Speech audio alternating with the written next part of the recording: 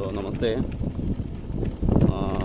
ಯಾರೆಲ್ಲ E V scooter plan ಮಾಡ್ತಾಯಿದ್ದೀರಿ, so ಅವ್ರು ಒಂದು ಸರಿ ಓಲಾ ಸ್ಕೂಟ್ರದ್ದು ಶೋರೂಮ್ನ ಭೇಟಿ ಮಾಡಿಬರ್ರಿ.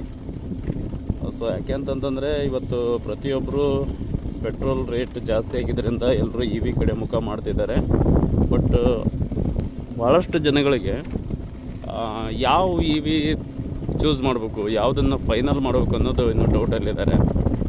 ಸೊ ಇವ್ರಿಗೆ ಏನಾಗುತ್ತೆ ಅಂತಂದರೆ, ಕೆಲವರು ಹೋದ ತಕ್ಷಣ ನಮ್ಮದೇ ಬೆಸ್ಟು ಅಂತಂದು ಹೇಳಿ ಸೊ ಎಷ್ಟೋ ಜನ ಏನೋ ದಾರಿ ಕೂಡ ತಪ್ಪಿದ್ದಾರೆ.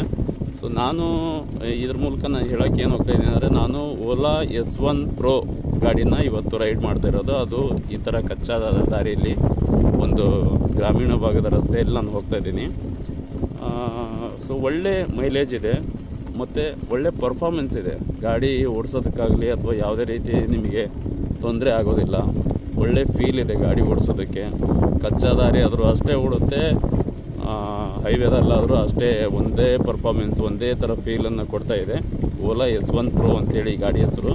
ಸೊ ನೀವು ಯಾರೆಲ್ಲ ನಿಮ್ಮ ನಿಯರೆಸ್ಟ್ ಏನು ಶೋರೂಮ್ ಇದೆಯಲ್ಲ, ಕುಷ್ಟಗಿ ಇರ್ಬೋದು, ಯಲಬುರ್ಗ, ಆಮೇಲೆ ಕೊಪ್ಪಳ, ಎಲ್ಲಿದೆ ನೋಡಿ, ನಿಮ್ಮ ನಿಯರೆಸ್ಟ್ ಓಲಾನ ಒಂದು ಸರಿ ಭೇಟಿ ಮಾಡಿ ಬಂದು ನೀವು ಒಂದು ಸರಿ ಟೆಸ್ಟ್ ಡ್ರೈವ್ ಹೋಗಿ ಬರ್ರಿ.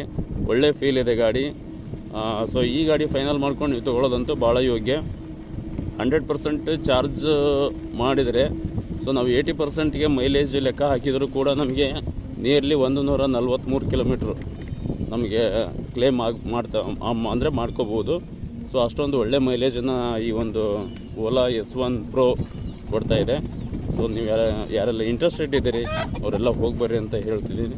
Thank you.